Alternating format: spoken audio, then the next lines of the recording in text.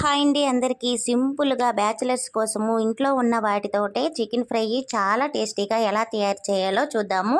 ముందుగా అయితే స్టవ్ మీద కళాయి పెట్టుకొని 4 టేబుల్ స్పూన్ల వరకు ఆయిల్ వేసుకోండి. ఆయిల్ వేడెక్కిన తర్వాత పచ్చిమిరపకాయలు ఇలా పొడుగ్గా ఈన్లా కట్ చేసుకొని కొంచెం కరివేపాకు 1 స్పూన్ వరకు అల్లం వెల్లుల్లి పేస్ట్ వేసుకొని చక్కగా ఆయిల్లో వేగనివ్వండి.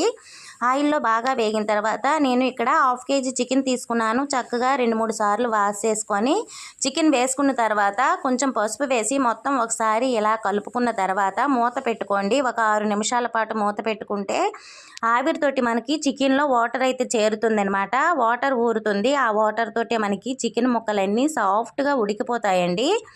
ఇక్కడ చూశారు కదా చక్కగా వాటర్ ఎంత వచ్చిందో. మనం మూత పెట్టుకున్న తర్వాత మధ్య మధ్యలో కూడా కలుపుతూ ఉండాలి. ఇప్పుడు దీనిలో సన్నగా తరిగిన ఉల్లిపాయలు వేసుకోవాలి. ఉల్లిపాయ ముక్కలు ఒక 2 ఉల్లిపాయలు వేసుకోండి.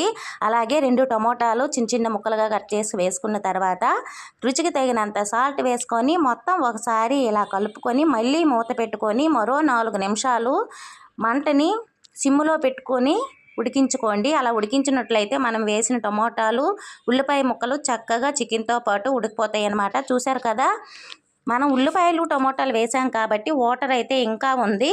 లాస్ట్లో మనకి వాటర్ అంతా ఎగిరిపోతుందండి. ఇప్పుడు మనం తినేదాన్ని బట్టి కారం వేసుకోవాలి. ఇక్కడ నేను స్పూన్నర కారము, కొంచెం chicken masala powder, 1/2 teaspoon జీలకర్ర పౌడరు, 1/2 టీ స్పూన్ ధనియాల పౌడర్ వేసుకొని చక్కగా మొత్తం చికెన్ని ఇలా ఒకసారి కలిసేటట్టుగా కలుపుకోండి. ముక్కలకి చక్కగా ఈ మసాలాలన్నీ పట్టి తినేటప్పుడు చాలా చాలా టేస్ట్గా ఉంటుంది. ఇప్పుడు మళ్ళీ మూత పెట్టుకొని మరో 3 నిమిషాల పాటు మనము కుక్ చేసుకున్నట్లయితే ఎంతో టేస్టీగా చికెన్ ఫ్రై అయితే రెడీ అయిపోతుందండి. చూశారు కదా, ఎక్కడ కూడా ఒక్క చుక్క కూడా వాటర్ లేకుండా చక్కగా ఎగిరిపోయింది. ఇప్పుడు లాస్ట్లో కొంచెం కొత్తిమీర వేసి సర్వ్ చేసుకుంటే ఎంతో టేస్టీగా చికెన్ ఫ్రై రెడీ.